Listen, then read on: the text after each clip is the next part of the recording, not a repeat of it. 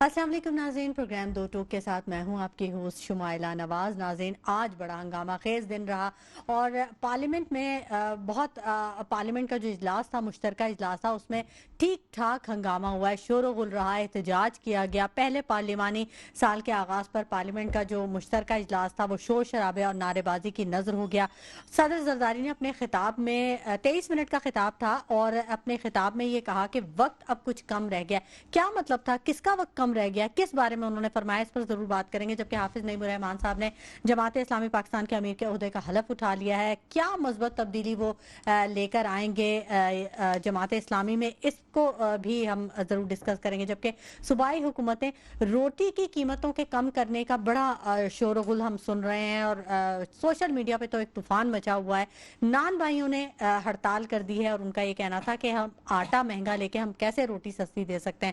P T I رہنماؤں کے بیانیے party policy سے مختلف کیوں نظر آ رہے ہیں؟ کیا پی ٹی آئی کو شیر افضل جیسے رہنماؤں سے کوئی فائدہ ہوگا یا پھر نقصان ہونے جا رہا ہے؟ موجودہ نظام یا جو موجودہ سیٹ اپ ہے یہ اپنی مدت پوری کرے گا یا نہیں کرے گا؟ اس پر ضرور بات کریں گے۔ جبکہ اپوزیشن جماعتیں جو ہیں وہ حکومت کو کتنا ٹف ٹائم لیں گی، کیا ٹیڑھی کھیر ثابت ہوں گی؟ اس پر بھی بات کریں گے۔ صدر زرداری نے اپنے خطاب میں یہ بھی کہا ہے کہ سیاسی بحران سے نمٹنے کے لیے بامعنی مذاکرات کی بہت زیادہ ضرورت ہے۔ کون کرے گا یہ مذاکرات؟ کس کے مذاکرات کے بارے میں فرمایا زرداری صاحب نے؟ بیرسٹر گوہر صاحب نے صدر زرداری کو غیر قانونی اور غیر آئینی صدر قرار دے دیا ہے۔ انہوں نے کہا ہے کہ زرداری صاحب نے پارٹی کی صدارت سے استعفیٰ نہیں دیا، اس لیے وہ غیر آئینی ہے۔ کئی دفعہ مفاہمت کی بات ہوئی ہے، پیغامات دیے گئے ہیں اور پی ٹی آئی نے شاید کہا یہ جا رہا ہے، ماہرین کا یہ کہنا ہے کہ پی ٹی آئی نے کافی سارے مواقع جو ہیں وہ گنوا دیے ہیں جو کہ اسے نہیں گنوانے چاہیے تھے۔ یہ تمام موضوعات ہیں جن پر آج ہم بات کریں گے، خاص طور پر ایوان میں جو آج ہنگامہ خیز تقریر ہوئی ہے اس پر بھی بات کریں گے۔ میرے ساتھ جو میرا پینل موجود ہے میں اس کا آپ کو تعارف کروا دوں۔ سلیم سچوانی صاحب تحریک انصاف سے ان کا تعلق ہے، ذوالفقار علی ببر صاحب تجزیہ کار ہیں اور نعمان رضوی صاحب یہ بھی تجزیہ کار ہیں۔ آپ تینوں حضرات کا بہت شکریہ کہ آپ نے اپنے قیمتی وقت میں سے ہمارے پروگرام کے لیے وقت نکالا۔ پہلے میں بات کرنا چاہوں گی ذوالفقار علی ببر صاحب آپ سے۔ آج جو پہلا پارلیمانی سال کے آغاز پہ جو پارلیمنٹ کا مشترکہ اجلاس ہوا، کچھ سمجھ نہیں آ رہا تھا کیا بول رہے ہیں صدر زرداری صاحب۔ وہ تقریر کر رہے تھے اور ایک ہنگامہ برپا تھا، کچھ لوگوں نے ان کے ڈائز کی طرف بھی جانے کی کوشش کی جنہیں روکا گیا، سیٹیاں باجے، مطلب کہیں سے نہیں لگ رہا تھا کہ یہ 24 کروڑ عوام کے نمائندہ منتخب لوگ یہاں پہ بیٹھے ہیں اور ایک ماحول ہے پڑھے لکھوں والا۔ ایسا کچھ بھی فیل نہیں ہو رہا تھا۔ یہ کہنا تھا ماہرین کا، کیسے دیکھتے ہیں؟ دیکھیں، اگر میری نظر سے آپ دیکھتی ہیں تو مجھے تو بالکل ایسا ہی لگا جیسا روایتی طور پر ہوتا ہے، کیونکہ یہ جمہوریت میں ہوتا ہے۔ بالکل اس میں نہ پڑھے لکھے کی کوئی بات ہے نہ دوسری بات ہے۔ اصولی طور پر یا دیکھا جائے تو ایسا ہی ہونا چاہیے، کیونکہ اسی کو جو ہے اسمارٹ قسم کی ڈیموکریسی کہا جائے گا۔ کیونکہ ایسا ہی ہوتا ہے، اگر ڈیموکریسی ہوتی ہے، ڈکٹیٹرشپ جہاں ہوتی ہے وہاں سناٹے ہوتے ہیں، وہاں پر یہ چیزیں نہیں ہوتی۔ یہ ہونا چاہیے اور یہ میرا خیال ہے کہ جمہوریت کے لیے فائدہ مند ہے۔ ہو سکتا ہے لوگ میری بات سے اتفاق نہ کریں، لیکن یہ ضروری ہوتا ہے، یہ دکھایا جاتا ہے اور یہ ہونا چاہیے، کیونکہ اپوزیشن کو بھی اپنی اسٹرینتھ شو کرنی ہوتی ہے اور حکومتی جماعتوں کو بھی اپنی شو کرنی ہوتی ہے۔ اسی بیچ صدر کی یہ خوبصورتی ہوتی ہے کہ وہ اپنا خطاب کر سکے، لیکن ان کے خطاب میں تھوڑی سی کمی رہ گئی، کیونکہ جو صدر ہوتا ہے وہ ریاست کا سربراہ ہوتا ہے۔ اس کو ایک طرف تو جو حکومت کے اچھے کام ہوتے ہیں ان کی تعریف کرنی ہوتی ہے، دوسری طرف اس کو ڈائریکشن دینی ہوتی ہے پارلیمنٹ کو بھی اور حکومت کو بھی، تیسری بات اس کو کان بھی کھینچنے ہوتے ہیں جو حکومت چل رہی ہوتی ہے۔ یہ تین حصوں پر بیسیکلی پوری دنیا میں مشتمل ہوتی ہے صدر کی تقریر جو ہوتی ہے پارلیمان سے۔ وہ اسی لیے ہوتی ہے، اس میں دونوں ہاؤسز ہوتے ہیں، اپر اور لوور ہاؤس، اور تمام لوگ موجود ہوتے ہیں۔ تو انہوں نے، میرا خیال ہے کہ سیاسی انداز میں کی تقریر، ایز اے صدر کی حیثیت سے اس میں کم لگا، لیکن سیاسی طور پر یا پارٹی کے سربراہ کے حساب سے تو اچھی تھی، بہت اچھی تھی تقریر۔ لیکن صدر پاکستان والا اس میں ابھی بھی اتنا لک نظر نہیں آیا، میرے ٹچ نظر نہیں آیا، وہ صدر پاکستان والی جو چیز جو لوگ ایکسپیکٹ کر رہے تھے وہ چیز نہیں تھی۔ اچھا، بہت سارے لوگ نہیں آپ کے ساتھ ضرور اختلاف کریں گے اس چیز پہ، کیونکہ کچھ لوگوں کا یہ کہنا ہوتا ہے کہ پارلیمنٹ میں منتخب لوگ ہوتے ہیں، مسائل حل کرنے کے لیے بیٹھے ہوتے ہیں, لڑائی جھگڑے کے لیے نہیں بیٹھے ہوتے. تو سلیم صاحب سے بھی بات کر لیتے ہیں. سلیم صاحب, آپ کیسا دیکھتے ہیں, آپ اتفاق کریں گے ذوالفقار صاحب کی بات سے کہ جمہوریت کا حسن ہے کہ اسی طرح سے ہنگامہ خیز اجلاس رہیں؟ دیکھیں, وہ مثبت جو ہے نا وہ ہونی چاہیے, نہ کہ جس طریقے کی اس وقت فاشسٹ حکومت مسلط ہے قوم کے اوپر. اور جس طریقے سے آپ دیکھ لیں کہ اس وقت بھی ہمارے بہت سے پارٹی رہنما, ہمارے پارٹی لیڈر اور ہزاروں کارکن جو ہیں اس وقت پابند سراسل ہیں, اور ایک مقدمے میں چھوٹتے ہیں, دوسرے مقدمے میں گرفتار ہو جاتے ہیں. جب اس طرح کا آمرانہ ماحول جو ڈکٹیٹرشپ دور میں ہوتا ہے, یہ ماحول, اس ماحول میں اگر اس طرح کے ماحول کے اندر میں اگر یہ حکومت چلائیں گے تو نیچرلی بات ہے کہ وہ حکومت کیسے اپوزیشن برداشت کرے گی. کوئی بھی حکومت ہوگی, اس کی جگہ پہ اگر یہ منتخب عوام کی حکومت ہوتی تو وہ منتخب عوام کے فائدے کے لیے بات کرتی. انہوں نے بڑی اچھی بات کی کہ صدر پاکستان جو ہے وہ صدر پاکستان نظر نہیں آئے, وہ پارٹی کے رہنما نظر آئے. تو جب وہ ہیں پارٹی کے, اپنی پارٹی کے ہیں, وہ صدر پاکستان تو ہیں ہی نہیں, فارم 47 کے صدر ہیں, تو وہ فارم 47 کے حساب سے بات کریں گے. تو اسی حساب سے ان کی تقریر تھی. اور آپ دیکھ لیں خان صاحب کے اوپر انہوں نے جو لمبے لمبے شیشے لگا دیے ہیں, اور خان صاحب کو جو وکلا اور جو صحافیوں سے دور کرنے کے لیے جس طریقے کی انہوں نے حرکتیں کی ہیں جیل کے اندر میں, وہ اس طرح کی حرکتیں عامریت کے دور میں ہوتی ہیں. اور یہ اپنے آپ کو, ان کو جمہوری حکومت کہنا جمہوریت کی توہین ہے. ان کو کسی بھی لحاظ سے یہ جمہوری حکومت نہیں ہے. اچھا ٹھیک ہے. نعمان رضوی صاحب نے بھی ہمیں جوائن کر لیا, آن کال ہمارے ساتھ موجود ہیں. السلام علیکم نعمان رضوی صاحب. وعلیکم السلام. نعمان رضوی صاحب, آج پہلا مشترکہ اجلاس تھا پارلیمنٹ کا, اور ایسے لگا جیسے مچھلی بازار بنا ہوا ہے. لیکن ذوالفقار علی ببر صاحب جو ہمارے ساتھ اسٹوڈیوز میں ہمارے پینل پہ موجود ہیں, وہ یہ کہہ رہے ہیں کہ یہ جمہوریت کا حسن ہے, یہ ضروری ہے کہ وہاں پہ اس طرح سے ریئیکٹ کیا جائے, لیکن وہاں پہ کچھ ایکسٹرا آرڈنری نہیں ہو گیا. آپ کیسے دیکھتے ہیں آج کے اجلاس کو؟ لیکن جب اسمبلی میں باجے بجیں گے تو پاکستان کا بینڈ ہی بجے گا. بات یہ ہے کہ دیکھیں, آپ میں ایک طریقہ کار ہوتا ہے. ماشاءاللہ یہ وہ لوگ ہیں جن کو چنا گیا اس لیے کہ یہ جا کے قوم اور عوام کا اور آنے والی نسلوں کا مستقبل بنائیں گے. لیکن ان کے رویے آپ نے دیکھے, آج کیا ہم کافی عرصے سے ان کے یہی رویے دیکھ رہے ہیں. لیکن جب آپ کی بنیاد, بیسیکلی میں بات پہلے بھی کر چکا ہوں کہ جب آپ کی بنیاد صحیح نہ ہو تو عمارت کیسے قائم ہو سکتی ہے. الیکشن ڈے پہ اگر ہم یاد کریں, ہماری اصل میں حافظہ بڑا کمزور ہے. الیکشن ڈے والے دن کیا ہوا اس ملک کے اندر؟ کیا یہ جو لوگ اسمبلی میں پہنچے ہیں, کیا یہ اس قابل تھے؟ کیا عوام نے ان کو ووٹ دیا؟ میں تمام لوگوں کی بات کر رہا ہوں. میں نہیں سمجھتا کہ جو لوگ اسمبلی میں بیٹھے ہوئے, جیسے سجوانی صاحب نے بات کی 47 والے, تو بات یہ ہے کہ جب آپ ایسے لوگوں کو ہم پہ مسلط کر دو گے جو عوام جن کو چاہتی نہیں ہے, ایسے لوگ ایوانوں میں آپ پہنچا دو گے, تو پھر یہی تماشے دیکھنے کو ملیں گے. آرٹیکل 41 لگتا ہے زرداری صاحب پر, کیونکہ وہ اپنی پارٹی کے صدر بھی موجود ہے, اس کو بھی ایڈریس کرتے ہیں. اور دوسری بات یہ دیکھیں آپ, میں سمجھتا ہوں کہ ملک کا پریزیڈنٹ ہے وہ, اور بے نظیر بھٹو صاحبہ کی تصویر لگا کے انہوں نے اسپیچ کری. محمد علی جناح صاحب کہاں گئے؟ بات تو یہ قطع کلامی کی معذرت, بیرسٹر گوہر صاحب نے یہی بات کہی ہے کہ وہ صدر نہیں ہے, وہ کیونکہ پارٹی کی صدارت سے انہوں نے استعفیٰ نہیں دیا, غیر آئینی صدر. یہی وجہ تھی کیونکہ ان پہ آرٹیکل 41 کا اطلاق ہو جاتا ہے. دیکھو 41 ہے, بات یہ ہے کہ آپ کے آئین اور قانون کی جو درجیاں اڑائی جاتی ہیں نا, اصل میں بات یہ ہے کہ دیکھیں آپ کے صحیح اور غلط کا اب فیصلہ جو فرق تھا نا وہ مٹ گیا. اب آپ کیا کوئی صحیح نہیں کوئی غلط نہیں, آپ نے سب کو ایک لکڑی ہانکنا ہے. آئین اور قانون کی تو دور کی بات ہے, آپ اس کی پیروی تو دور کی بات ہے, اس کی طرف دیکھنا بھی نہیں گزارا کر سکتے.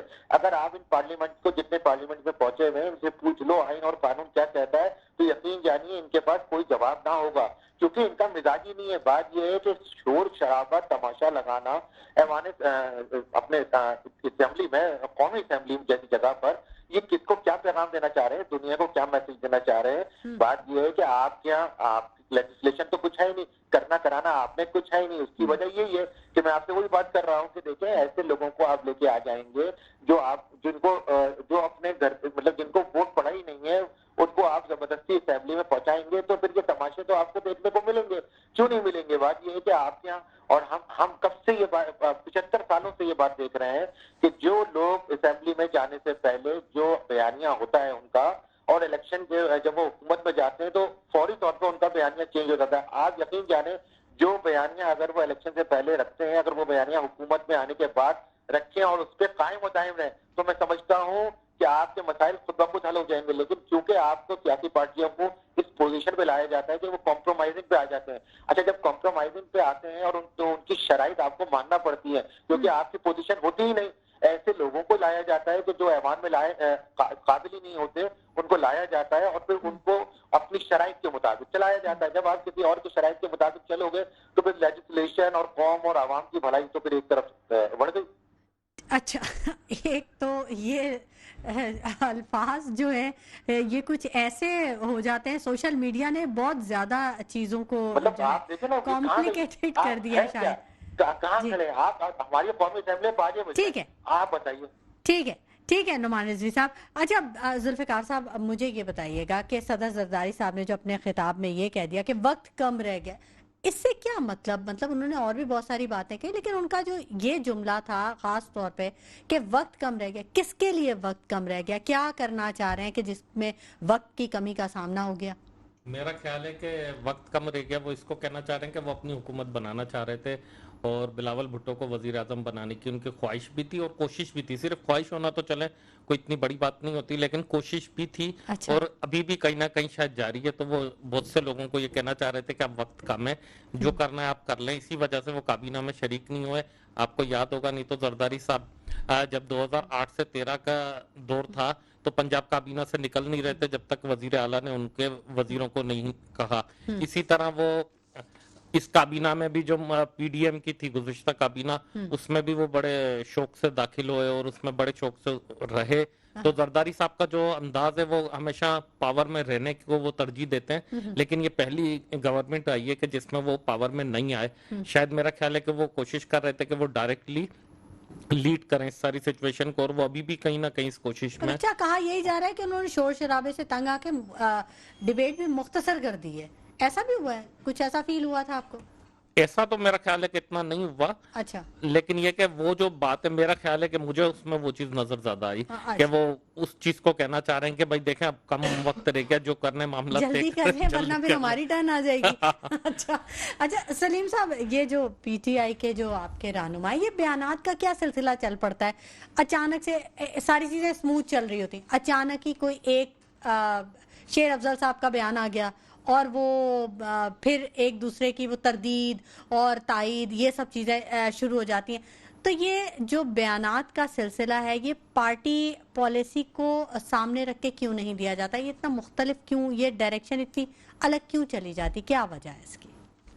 دیکھیں، پارٹی پالیسی اپنی جگہ پہ ہوتی ہے، اور مگر اظہار رائے کی آزادی کو پرقدگن تو نہیں ہے ہماری پارٹی میں کہ آپ اپنی رائے نہیں دے سکتے ہو. ان کی جو ذاتی رائے ہے انہوں نے بیان کی، تو اس پہ کوئی پابندی نہیں ہے. پارٹی کی جو رائے ہے، پارٹی نے اپنا موقف دے دیا کہ بھئی یہ اس کی ذاتی رائے ہے. ٹھیک ہے، انہوں نے خود بھی کہا ہے، ویسے انہوں نے اپنے انٹرویو میں یہ بھی کہا کہ میری ذاتی رائے ہے، میں پارٹی کے اس پہ نہیں. ٹھیک ہے، لیکن اس سے پارٹی بھی نہیں اثر پڑے گا. جب رشیا سے، ایران سے، انڈیا، چائنا سستا پیٹرول لے رہے ہیں، ٹھیک ہے، اور پاکستان نہیں لے رہا، تو آٹومیٹک عوام کے ذہنوں میں خیالات آئیں گے کہ آخر کیا وجوہات ہے ان کو وہاں سے کک بیکس ملنی ہے، جو مہنگا پیٹرول وہاں سے لے رہے ہیں مگر جو پڑوس میں سے سستا پیٹرول مل رہا ہے وہاں سے نہیں لے رہے ہیں. تو یہ تو انڈرسٹوڈ خیال ہے، اور یہ اس طرح کی کک بیک تو واضح طور پہ لی جاتی ہیں اور یہ کوئی نئی بات نہیں ہے.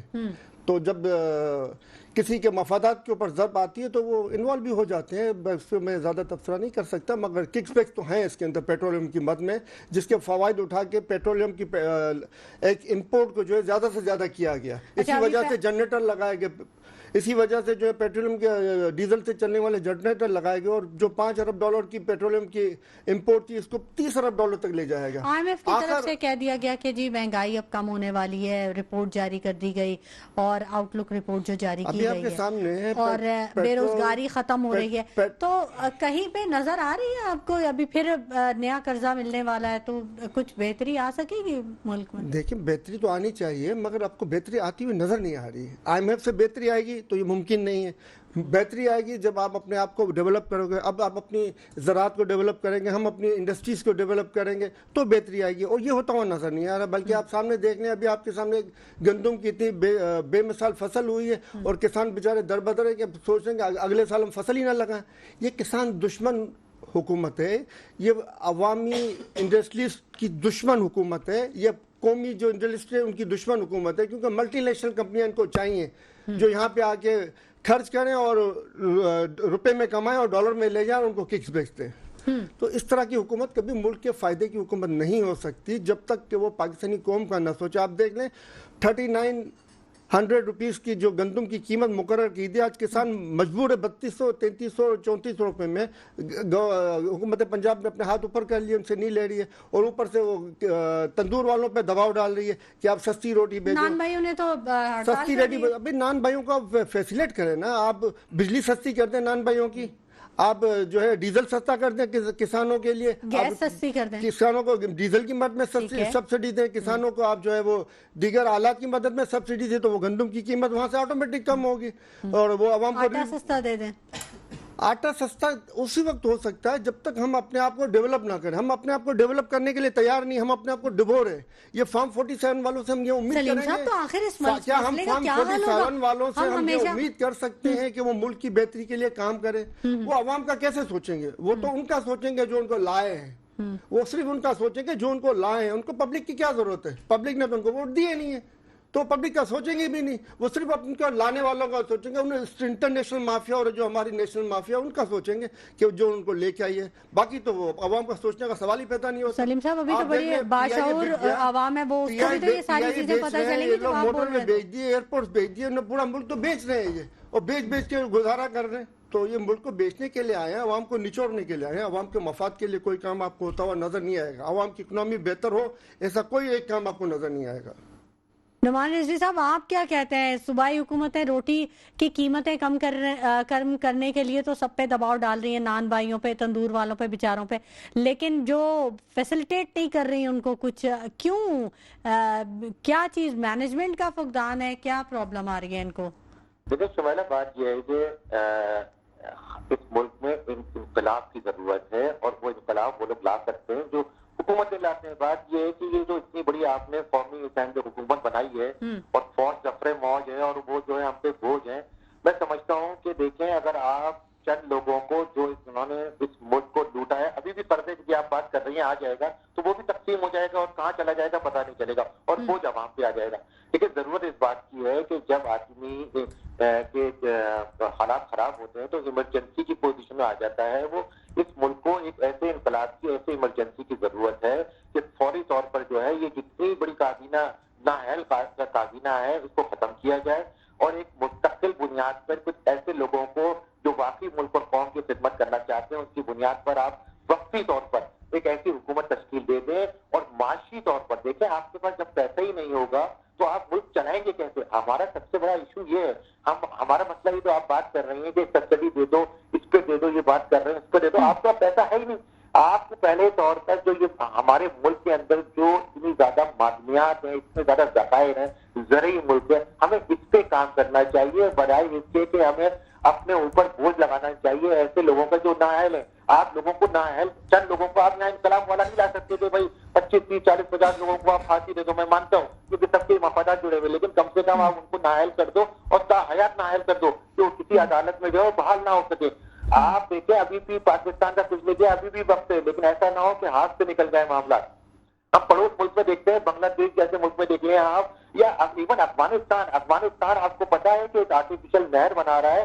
2024 کے اینڈ میں وہ اس پوزیشن پہ آ جائے گا کہ زرعی حوالے سے جو زمین جو زرعی حوالے سے وہ ایکسپورٹ کرنا شروع ہو جائے گا چیزیں, اور آپ پاکستان جو اس کو چیزیں دیتے تھے آپ اس سے لینے کی پوزیشن پہ ہو گئے, کیونکہ آپ کے پاس تو پلاننگ ہی نہیں ہے. سب سے بڑا نہری نظام ہے پاکستان, ایک زرعی ملک ہے, زرعی ملک ہے. لیکن ابھی آپ دیکھ لیجئے کہ آپ کا نظام نہری نظام ہے, زرعی ملک ہے. آٹا آپ رشیا سے لیتے ہو, لہسن ادرک چائنا سے لیتے ہو, ٹماٹر ایران سے لیتے ہو, آپ خود کر کے آ رہے ہو. پیاز آلو بھی باہر سے منگوا رہے ہیں سر جی. سر آپ مجھے یہ بتائیے تو کہ اس وقت ملک کے اندر انقلاب نہیں لا سکتے. آپ کر دو, ایک ایمرجنسی سے نافذ کر دو 1-2 سال کے لیے, اور خدا کے لیے ملک کے لیے سوچ لو. ملک بچے گا تو دیکھ لیں گے. دیکھیں پاکستان میں یہ بات تو طے ہے کہ چند لوگ ہیں جو 40 سے 50 لوگ ہوں گے زیادہ سے زیادہ جو ملک کو چلا رہے ہیں. وہ 40-50 لوگوں میں چاہیے کہ خدا کے لیے سر جوڑ کے بیٹھ جائیں, اور ایسے لوگوں کو حکومت نہ دیں, بار بار دے رہے ہیں, آپ کے پاس تو چوائس ہی نہیں بچی نا, آپ ریپیٹ کرو گے. بٹ یہ ہے کہ آپ ابھی ہم کہہ رہے ہیں اس حکومت کی برائی کر رہے ہیں, اگلی دفعہ اس کو ووٹ نہیں دیں گے, لیکن پھر اگلی دفعہ ہم بھول جاتے ہیں, دوبارہ انہیں کو جو ہے حکومت میں لے آتے ہیں. تو خدا کے لیے یہ پریکٹسنگ چھوڑیے, پاکستان کا سوچیے. اس قوم کو کسی جمہوریت سے کوئی سروکار نہیں ہے, آپ جیسا چاہیں ویسا کریں, لیکن خدا کے لیے اس ملک کو بہتری کی طرف لے کے جائیں. ٹھیک ہے, ہم لوگ اکثر پروگرام میں بار بار یہی بات کر رہے ہوتے ہیں کہ پروٹوکولز کو ختم کریں. مراعات یافتہ جو طبقہ ہے وہ بہت زیادہ ہمارے ٹیکسز سے اس کو بہت زیادہ فائدہ پہنچا ہے, جس کی وجہ سے عوام کو ریلیف نہیں مل رہا. تو آپ سمجھتے ہیں کہ یہ چیزیں ختم ہونی چاہیے؟ جو ہم پروٹوکولز آج کل جو دیکھ رہے ہیں وہ گاڑیوں کی لمبی قطاریں, 4-4 کروڑ کی گاڑیوں کے ساتھ ایک قافلہ در قافلہ چل رہا ہے, تو اس میں کچھ کم کرنا چاہیے یا ایسے ہی چلتے رہنا چاہیے؟ نہیں, بالکل کم کرنا چاہیے. اور کیوں نہیں کم کرنا چاہیے, تو ایک بڑا جو ہے عوام پر بوجھ ہے. اگر دیکھیں وہ کہتے ہیں سیکیورٹی کے نام پہ لیتے ہیں, تب بھی یہ اوورآل میں ساری پارٹیز کی بات کر رہا ہوں, تو بھی یہ ان کی نااہلی ہے جو بھی ماضی میں رہی ہیں حکومتیں, کہ وہ اس قابل امن و امان کا معاملہ نہیں کر سکے کہ وہ کھلے عام گھوم سکیں.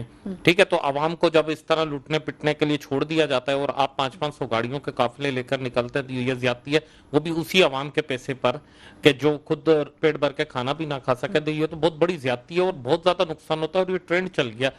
یہ پہلے سٹارٹ ہوا صدر سے, وزیر اعظم سے, پھر گورنر اور وزراء اعلیٰ, اب تو منسٹرز, سیکرٹریز, اب تو ایک معمولی سے ڈپٹی کمشنر اور ایس ایس پی بھی چاہتے ہیں کہ ہمارے ساتھ 4-4, 6-6 گاڑیاں ہوں اور ہم بھی پروٹوکول میں جائیں. ایم این اے, ایم پی ایس تک اپنے ساتھ پولیس کے اسکارٹ لے کے چلتے ہیں. تو مطلب شرم جیسی بات ہے کہ ہم پوری دنیا سے قرضے لے رہے ہیں اور یہ چیزیں کر رہے ہیں. اور ایسا نہیں ہے کہ یہ موجودہ حکومت, اس سے پہلے والی بھی تمام حکومتوں میں یہ چیز بدقسمتی سے بڑھتی جا رہی ہے, بجائے اس کے کہ کم ہو, یہ مزید بڑھ رہی ہے, بادشاہت کی طرف جا رہا ہے, بادشاہت کی طرف. بالکل. سلیم صاحب, ابھی جو امن و امان کی صورتحال ہے سندھ کی, بہت زیادہ خراب ہے. امن و امان کی صورتحال ہر وقت, کوئی گلی محلہ کہیں پہ بھی آپ دیکھیں کہ موبائل سنیچنگ, گاڑیاں. رمضان میں ایون کے 62 لوگوں کی اس ڈکیتی مزاحمت پر ڈیتھس ہوئی ہیں اور فائرنگ کے واقعات میں ان کی ڈیتھس ہو گئی. تو کیوں نہیں یہ گورنمنٹ کے ہاتھوں سے کیوں نکلتا جا رہا ہے یہ امن و امان کی سچویشن؟ جن لوگوں کے تعاون سے حکومتیں بنتی ہیں ان کا تو خیال رکھنا پڑے گا نا ان کو, کہ ایسے ہی لوگوں کے تعاون سے حکومتیں بنی ہوئی ہیں. یہ جو موجودہ حکومت وہ ایسے ہی لوگوں کے تعاون سے بنی ہوئی ہے. جو عوام دشمن لوگ ہیں ان کے تعاون سے حکومت بنی, تو نیچرلی بات ہے وہ عوام دشمنوں کا خیال رکھیں گے. اسی وجہ سے وہ کھلے عام دندناتے ہوئے پھر رہے ہیں, کوئی دیکھنے والا نہیں ہے. اور آپ دیکھیں بلدیات کے جو کام ہیں وہ ہو رہے ہوتے ہیں, اس کے لیے پیسے موجود ہیں. ایم پی اے صاحب ہیں, وہ بھی بلدیات کے کاموں میں لگے ہیں, ان کو بھی سڑکیں بنانی ہیں, ان کو بھی گٹر لائنیں بنانی ہیں. ارے بھائی آپ کا کام ہے صوبے کی معیشت کیسے بہتر ہو, صوبے کی عوام میں تعلیم کس طرح بہتر ہو, صوبے کی عوام کی اکنامی کس طرح بہتر ہو, آپ کو اس کے لیے کام کرنا ہے. اس کی بجائے وہ سڑکوں کی اور دیگر تعمیرات میں لگے ہوئے.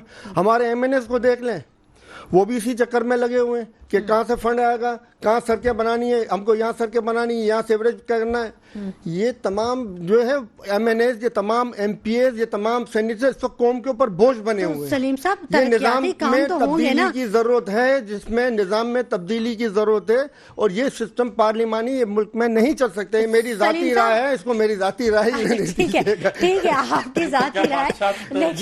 لیکن سلیم صاحب دیکھیں ترقیاتی فنڈز تو الگ ہوتے ہیں, ترقیاتی کام تو ہوں گے نا, روڈ بھی بنے گی. میں یہی عرض کر رہا ہوں نا, بلدیات کے زمرے کے کام ہے جو بلدیاتی اداروں کو کرنے چاہیے. کراچی میگا سٹی اور سیوریج سسٹم ہی نہیں ہے, آپ یہ بھی تو دیکھیں نا. کراچی کے اندر میں بہترین سیوریج سسٹم نالوں کا موجود ہے, جس کو جان بوجھ کے پامال کیا گیا. سیوریج سسٹم تھوڑی, وہ تو برساتی نالے ہیں جن میں سیوریج کی لائنیں ڈلی ہوئی ہیں ساری. بہترین وہ سیوریج نالے برساتی بھی ہیں اور وہ بھی ہیں, دونوں موجود ہیں, دونوں موجود ہیں. اس کو اگر پرانے اگر یہ نقشے نکالیں تو ایک ایم کیو ایم دور کے اندر اس خاتون نے جس نے کراچی کے نقشے نکالے تو اس کا مرڈر بھی کر دیا گیا تھا, کیونکہ اس سے کراچی کا مسئلہ حل ہو جاتا تھا.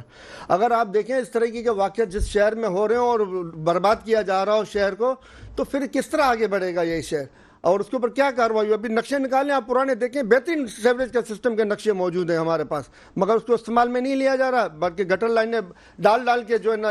آپ کی بھی تو 3.5 سال حکومت رہی ہے سلیم صاحب, آپ نے دیکھے نا, سندھ گورنمنٹ ہمارے پاس نہیں تھی. پہلی بات یہ, سندھ گورنمنٹ ہمارے پاس نہیں تھی, نہ سندھ کی بلدیات ہمارے پاس تو تھا آپ کے پاس, نہ سندھ گورنمنٹ تھی. آپ کو پتہ کہ ہاکس بے وغیرہ پہ جو کوشش کی گئی کہ ہاکس بے پہ سیاحتی مرکز بنایا جائے ایک سندھ کا, تو وہ بھی نہیں کرنے دیا گیا. تو اب جو 18ویں ترمیم کی بات ہے, بہت سے اختیارات ان کے پاس ہیں, ان کے پاس فل پاور ہے. وہ چاہیں تو صوبے کو معاشی طور پہ, تعلیمی طور پہ پاکستان کا بہترین صوبہ بنا سکتے ہیں, مگر نیتیں ہوں تو نا. نیتیں صرف یہ بڑی بڑی باتیں کرنی ہے.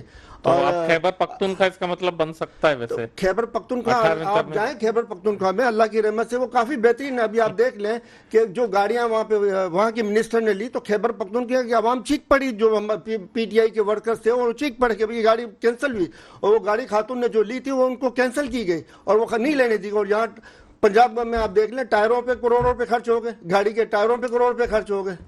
تو اس طرح کی گورنمنٹ ہے جو ٹائروں پہ کروڑوں روپے خرچ کریں گے, تو وہ کس طریقے سے چلیں گے. وہاں پہ سبسڈی دی گئی ہے اور نان بھائیوں کی ہڑتال نہیں ہوئی, اور یہاں پہ انہوں نے نان بھائیوں کو کچھ سبسڈی نہیں دی اور نان بھائیوں کے اوپر تھوپ دیا کہ سستا کرنا ہے آپ نے ڈنڈے کے زور پہ, اور کسانوں کو رلا دیا کہ 3900 کی گندم آپ کو جو ہے 3200 میں بیچنے پر بیچاروں کو مجبور کر دیا گیا. اب بتاؤ اگلے سال کون گندم کی فصل ڈالے گا.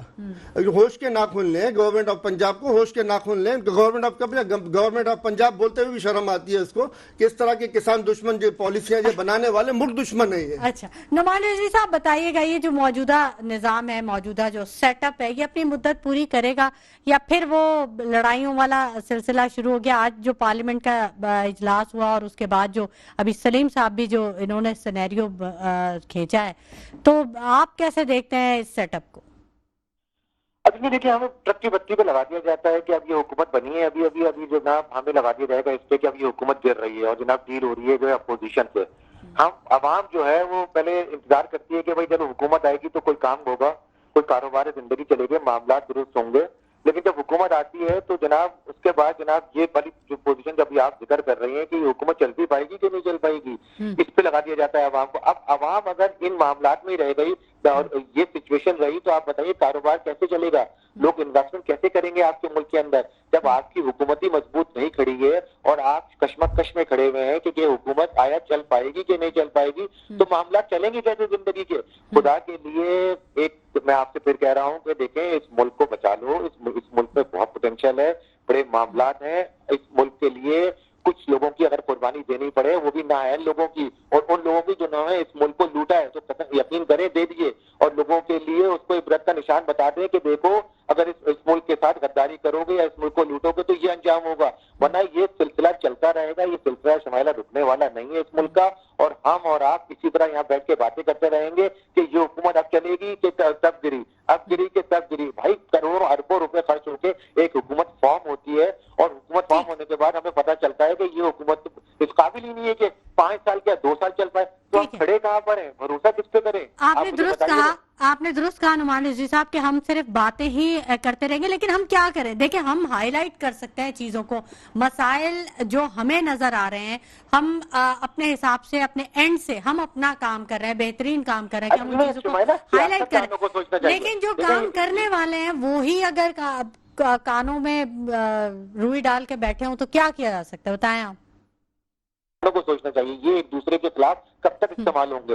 آج آپ دیکھیے کہ تحریک انصاف کی جو ہے وہ ڈیل کی باتیں ہو رہی ہے نا, تو ابھی آپ تھوڑے دن میں دیکھیے گا کہ سارے معاملات ان کو بڑے اچھے لگیں گے, اور جو ہے اس میں لگا دیا ان کو 1-2 سال تو اس میں لگ جائے گا کہ ڈیل ہو رہی ہے نہیں ہو رہی ہے. بالکل بالکل, گفتگو کا سلسلہ جاری رہے گا. بہت امپورٹنٹ آپ نے پوائنٹ ریز کیا, اس پر بھی بات کریں گے, لیکن وقت ہو گیا ایک چھوٹے سے بریک کا, ہمارے ساتھ رہیے گا. ویلکم بیک ناظرین, گفتگو کے سلسلے کو ہم آگے بڑھائیں گے, اور نعمان رضوی صاحب سے بریک پر جانے سے پہلے ہماری بات ہو رہی تھی اور انہوں نے بڑا امپورٹنٹ پوائنٹ یہ ریز کیا تھا کہ بہت کچھ کرنے کی ضرورت ہے. اگر ابھی بھی ہم ہوش میں نہیں آئے تو نقصان کی تلافی ہو نہیں پائے گی. وہ غدار جو کہ اس ملک کے لیے ناصور ہیں ان کو لٹکانے کی ضرورت ہے, سخت فیصلوں کی ضرورت ہے. ذوالفقار صاحب, سخت فیصلے صرف عوام کے لیے کیوں کیے جاتے ہیں؟ اشراف یا مرات یافتہ طبقہ یا وہ لوگ جو کہ اس ملک سے فائدہ اٹھا رہے ہیں, یا وہ لوگ جو کہ قرض لیتے ہیں بینکوں سے اور پھر وہ کبھی واپس نہیں کرتے, ان کو کیوں نہیں کبھی سزا دی جائے؟ بھائی نے کہا کہ کچھ لوگ ہیں, 50 لوگ جو فیصلہ سازی میں ہوتے ہیں, 50 لوگ نہیں ہیں, یہ ہزاروں کی تعداد میں یہ لوگ بھی ہیں جو سسٹم کا حصہ ہے. بیسیکلی اس میں بیوروکریٹس بھی ہیں, ججز بھی ہوتے ہیں, جنرلز بھی ہوتے ہیں, ہمارے میڈیا کے لوگ بھی ہوتے ہیں, بالکل زنگالود حصہ ہے. وہ ایک دوسرے کو کہیں نہ کہیں سپورٹ کر رہے ہوتے ہیں, وہ سسٹم کا حصہ ہوتے ہیں. ایک چیز ایک جگہ سے نکلتی ہے دوسرے کی جاتی ہے, تو وہ کسی کو ہلانے کی پوزیشن میں یا چھیڑنے کی پوزیشن میں نہیں ہوتے, کیونکہ ان کے اپنے مفادات ہوتے ہیں ایک دوسرے کے ساتھ. بالآخر آخری میں بچتے کون ہیں کہ وہی غریب عوام جو ٹیکس دے رہے پہلے سے آلریڈی. اسی طرح یہی وجہ ہے نا کہتے ہیں ڈائریکٹ ٹیکسز نہیں لگائے جاتے, انڈائریکٹ ٹیکسز کی بھرمار کر دی جاتی ہے. یہ جیسے آپ نے ابھی پوچھا کہ روٹی کی قیمت کیسے کم ہو سکتی ہے, آپ سبسڈی دیے بغیر بھی کم کر سکتے ہیں. آپ صرف اسمگلنگ روک لیں افغانستان اور ایران کی, صرف اسمگلنگ روک لیں تو نہ آپ کو گیس سستی کرنی پڑے گی, نہ آپ کو بجلی پر سبسڈی دینی پڑے گی, نہ کچھ کرنا پڑے گا. پروگرام میں ایک اور مسئلے کا حل دیکھیں نکال دیا. میں گارنٹی سے کہہ رہا ہوں کہ آپ کے جو نا یہ چیز آ سکتی ہے, آپ ایکسپورٹ کر سکتے ہیں گندم, زر مبادلہ بھی کم آ سکتے ہیں, روٹی کی قیمت بھی کم ہو سکتی ہے, کسان بھی خوش ہو سکتا ہے. لیکن یہ کہ اس کے لیے نیت صاف ہونی چاہیے. ہمارے پروگرام میں یہ بڑی اچھی بات ہے کہ صرف مسئلوں کو اجاگر نہیں کیا جاتا, ان کا حل بھی پیش کر دیتے ہیں. ہمارے جو بڑے جو گیسٹ ہمارے آنریبل آتے ہیں وہ ان مسئلوں کو سمجھتے ہیں اور پھر ان کا حل بھی پیش کرتے ہیں. یہ بہت اچھی بات ہے.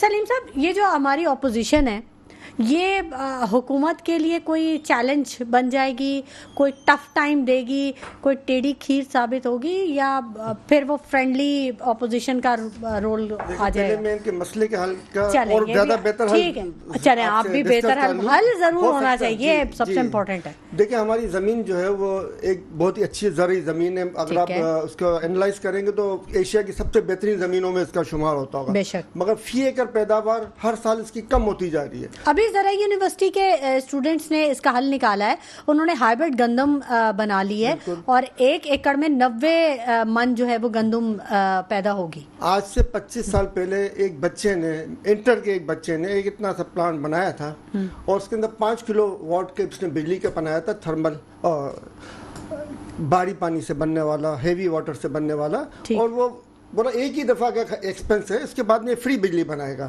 اور اگر میرے ساتھ میں کچھ سائنٹسٹ مل کے اور میرے ساتھ میں کروں تو میں ان کو اور بڑا جنریٹر جو شہروں کا تک کا مسئلہ حل کرتے ہیں ہم بنا سکتے ہیں. وہ پانی سے چلنے والی گاڑیاں جو وہ ایک دفعہ خبر آئی تھی ہمارے صرف ضائع جاتے ہیں. یہ جو زرعی یونیورسٹی کا جو ٹیلنٹ ہے اس سے فائدہ نہیں اٹھایا جائے گا, کیونکہ یہ حکومت نہیں ہے جو فائدہ اٹھائے ان سے, یہ حکومت ایسے لوگوں کی جو ٹیلنٹ ضائع کرتے ہیں. ابھی ایک انٹر کے بچے نے کی بورڈ سے گاڑی چلائی ہے. ہماری ایک بچی نے 16 سال کی عمر میں کینیڈا کے اندر اس نے وہ فارمولا بنایا کہ اگر اس فارمولے کو آپ اپنی گاڑی کے اندر اپلائی کر لیں تو آپ کی گاڑی دنیا کی تیز ترین کاروں میں شمار ہو جائے گی. اگر اس کو آپ اپنے ایروپلینس میں اپلائی کر لیں تو دنیا کے تیز ترین ایروپلینس میں شامل ہو جائے گا. Super sonic. جی, اس طرح کی اس نے بنایا تھا. ہمارا انتظار کر رہے تھے کہ کب ہماری حکومتیں اس بچی کو بلائیں گے, اس کو اپریشیٹ کریں گے اور اس کو اپنے ملک میں آنے کی دعوت دیں گے اور اس کو یہیں پہ سیٹل کر کے اس کو مراتے دے کے اس کی صلاحیتوں سے فائدہ اٹھائیں گے, مگر نہیں اٹھایا گیا, ضائع گیا. ہمارے یہاں پہ ٹیلنٹ ضائع کرنے کی روایت ہے. ہماری زمینیں برباد ہو رہی ہیں, ان کی فی ایکڑ پیداوار کمی ہو رہی ہے, کسی کو پرواہ نہیں ہے. ہماری وہ فصلیں جو ہم امپورٹ کرنے کی پوزیشن میں ہوتے ہیں, آج وہ ہم ایکسپورٹ کرنے کی پوزیشن میں ہوتے تھے, وہ آج ہم امپورٹ کر رہے ہیں. آپ کے سامنے ٹماٹر, پیاز, یہ اس طرح کی فصلیں تھی جو باہر بیچنے کی پوزیشن میں ہوتے تھے. سیم تھور کی زمین پہ ایک بچی نے کچھ ایسی چاول کی فصلیں اگا لی تھی جو سیم تھور کی زمین پہ وہ فصل پیدا ہوئی. کچھ یہ خبر اس طرح کی آئی تھی, کراچی یونیورسٹی کی آئی تھی. 90s کے اندر میں لاہور کی میں آپ کو بتا رہا ہوں, کراچی والی میرے علم میں نہیں ہے. 90s کے اندر میں ایک ینگ لیڈی جو تقریباً ایج 25 کے قریب ہوگی, وہ پی ایچ ڈی کر کے آئی تھی. اچھا, وہ پی ایچ ڈی کر کے جب یونیورسٹی اپنے ریسرچ سینٹر میں جاب پہ آئی تو اس نے وہاں پہ باتوں کے دوران میں ایک بڑا انوکھا دعویٰ کیا. بولا میں بنجر ایسا بیج بناؤں گا جو بنجر زمین کے اندر بھی گندم بنا گا اور پاکستان دنیا کا سب سے زیادہ ایکسپورٹ کرنے والا ملک ہوگا گندم. اچھا, اس وقت اس نے وہ 25-15 साल तक वो मेहनत करती रही उसके ऊपर, और 15 साल के बाद जब इसको कामयाबी हुई तो उसी टाइम पे जो है ना नवाज शरीफ साहब की हुकूमत आई हुई थी। इनको अपने किसी चहेते को रिसर्च सेंटर में बड़ा बनाना था, तो उन्होंने कहा भाई क्या बोले, भाई यहाँ पे तो जगह नहीं, अच्छा ठीक है एक और बना लो। नवाज ना था इनको, एक और बना लिया कभी। अब सामान कहाँ से, वो जो उसने सारा रिसर्च करके सेटअप तैयार कर रहा हो, तो सारा सामान इसका और दीगर सारा पूरे रिसर्च सेंटर का सामान उठा के ये लोग वहाँ चले गए। वो कितने दिनों तक वो रोती रही और उसके बाद बैरून मुल्क चली गई। हमारे यहाँ पे ये टैलेंट ज़ाया करने की रिवायतें हैं, क्योंकि मुल्क के लिए तो है ही नहीं ये लोग।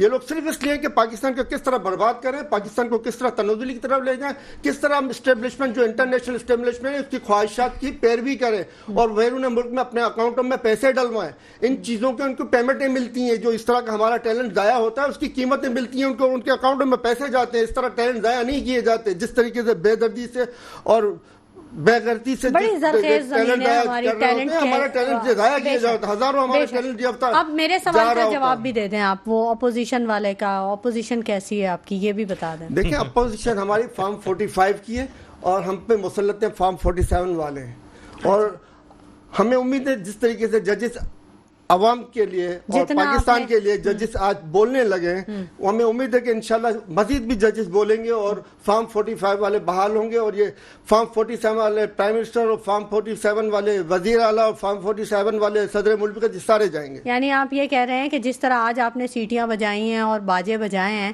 तो आप ये कंटिन्यू करेंगे?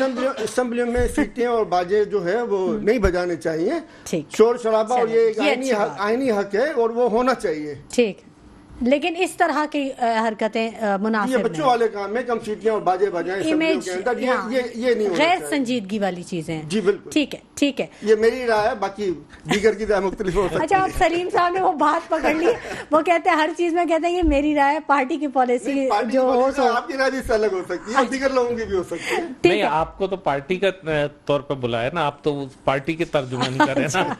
ठीक है, ठीक है। नुमान रिजवी साहब, ये हाफिज नईमुर रहमान साहब ने जमात इस्लामी पाकिस्तान का के ओहदे का अमीर के ओहदे का हलफ उठा लिया है। अब उन्होंने, और खासे वो इमोशनल भी हो गए थे जब वो हलफ उठा रहे थे। आप समझते हैं कि कोई बड़ी तब्दीली ला सकेंगे सोचो फिक्र में पार्टी के, या मुल्क के लिए कुछ बेहतरी की उम्मीद पैदा हो सकती है?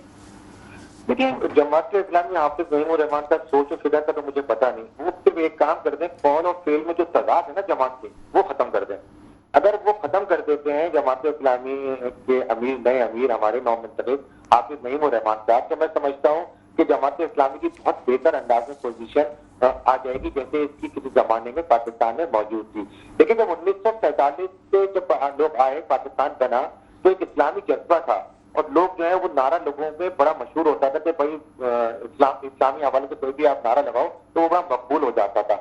तो जमात इस्लामी को उसका बेनिफिट मिला है, क्योंकि जमात इस्लामी बेसिकली एक इस्लाम पसंद तंजीम है और वो इस्लाम के राइट की बात करती है, लेकिन सिर्फ पार्टी करती है। लेकिन वो तो उसने नुकसान पहुंचाया जनाब लोगों को, नौजवानों को, कभी कश्मीर के नाम पे, कभी अफगानिस्तान के नाम पे, और जनाब अमली तौर पे जो पाकिस्तान की हुदूद में रहते हुए कोई खास काम नहीं कर सकते। हाल बच्चा जो हमारे कश्मीर और अफगानिस्तान में जरूर लोगों को बेच के शहादतें वसूल हुई, लेकिन पाकिस्तान में रहते हुए कोई ऐसी रियासत मदीना कायम नहीं करी जिससे लोगों को बेनिफिट मिलता है। तो हाफिज नईमुर रहमान को चाहिए कि जनाब कोई ऐसा काम करें जो पाकिस्तान की हुदूद में रहते हुए इस्लामी हवाले से हम आवाम को फायदा पहुंचे, ना कि फिर उसी तरह चले जाए जो 86 और 85 में और 70s में ये पाकिस्तान मौजूद था।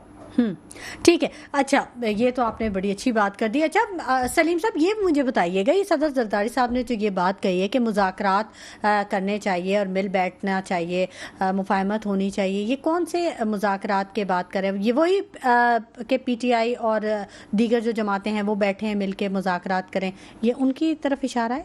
कैसे देखते हैं? किस तरफ है उसके बारे में तो मैं नहीं कह सकता, क्योंकि इनका इशारा सिर्फ इसी तरफ हो सकता है कि आओ मिल के खाएं, और PTI जो खान साहब हैं वो उससे हटकर पॉलिसी है इनकी।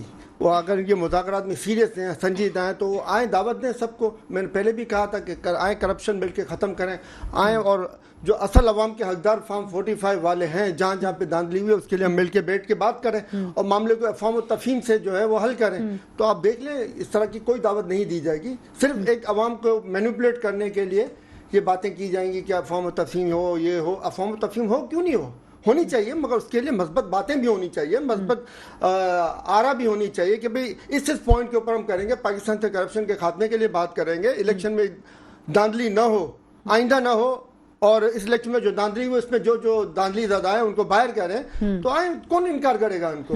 کوئی انکار نہیں کرے گا۔ کرپٹ لوگوں کو لٹکایا جائے تو پھر کچھ ہو سکتا ہے؟ دیکھیں کرپٹ لوگوں کو سزا دینا عدالتوں کا کام ہے، وہ ایک الگ مسئلہ ہے، مگر کرپشن نہ ہو اس کے لیے تو بات چیت ہو سکتی ہے نا، کس طرح کے قوانین بنے کہ کرپشن نہ ہو، کس طریقے سے جو ہے وہ داندلی، اب دیکھ لیں الیکشن میں داندلی کے لیے انہوں نے پہلے ہی راہ ہموار کی ای وی ایم مشین ختم کر کے، تو داندلی زدہ ماحول ان کو چاہیے، ان کو سوٹ کرتا ہے، کیونکہ ان کو عوام کو پیسہ لوٹنا ہوتا ہے، ان کو اپنے پیسے انٹرنیشنل مافیاز کے پاس رکھنا ہے ان کو۔ اب آئی ایم ایف کی جو دیگر برانچیں ہیں نا ان کی بینکوں میں ان کے پیسے پڑے ہوئے ہیں، تو یہ پیسے جو پاکستان کے جتنے پاکستان کو اس نے قرض نہیں دیا اس سے کئی گنا زیادہ آئی ایم ایف کی دیگر بینکوں کے اندر پیسے پڑے ہوئے پاکستانی قوم کے، غریبوں کے خون نچوڑے ہوئے پیسے، عوام کے جو آج حال ہے، جو اب گاؤں میں جائیں، جس حال میں لوگ رہ رہے ہیں، جس طرح کپڑے کے گھروں میں گرمی کے اندر جس ماحول میں وہ رہ رہے ہیں، وہ شرم آنی چاہیے۔ آج پاکستانی 75 سال کے بعد یہ لوگوں کو اس ماحول کے اندر رکھ کے بیٹھے ہوئے ہیں، ان حکمرانوں کو شرم آنی چاہیے جو لوٹ کے پیسے وہاں بیٹھے ہوئے ہیں، ان کو یہ اصل میں ان کی مینٹلٹی ہے نا، ان کو مرنا ہی نہیں ہے، یہ تو تاحیات آئے، مرنا اور جینا تو خالی ہمارے لیے، ان کو مرنا نہیں ہے، اللہ کو جواب نہیں دینا۔ اگر ان کی سوچ ہوتی ہے ہمیں مرنا ہے، ہمیں اللہ کو جواب دینا ہے، تو اس طرح کے کام وہ کبھی نہ کرتے۔ ٹھیک ہے ذوالفقار ببر صاحب، آپ بتائیے گا، یہ جو کئی دفعہ مفاہمت کے پیغامات کی بات ہو رہی ہے کہ پیغامات دیے جا رہے ہیں، بڑی دفعہ میسیجز، سوشل میڈیا تو بھرا پڑا ہوا ہے اس چیز پہ، کیا کوئی موقع گنوا رہی ہے پی ٹی آئی؟ دیکھیں جو طاقتور لوگ ہیں ان میں سے ایک حصہ ابھی بھی پی ٹی آئی کو سپورٹ کرتا ہے اس وقت بھی، ٹھیک ہے، تو جو صدر زرداری نے بھی کہا کہ ہونی چاہیے بات چیت، تو وہ بیسیکلی وہ پیغام دینا چاہ رہے تھے کہ ٹھیک ہے آپ اگر بات کر رہے ہیں پی ٹی آئی سے تو بھی ہمیں کوئی پرابلم نہیں ہے، اگر آپ نون لیگ سے معاملات کرتے ہیں تو بھی ہمیں کوئی نہیں ہے، بس ہمارا حصہ ہمیں ملتا رہے، ہم اسی سٹیٹس میں رہیں یا تھوڑا سا زیادہ ہو جائے، باقی آپ اپنا معاملہ جاری رکھیں، ہمیں کوئی مسئلہ نہیں ہے کہ آپ کسی سے بھی کریں، ہم آپ کے ساتھ ہیں۔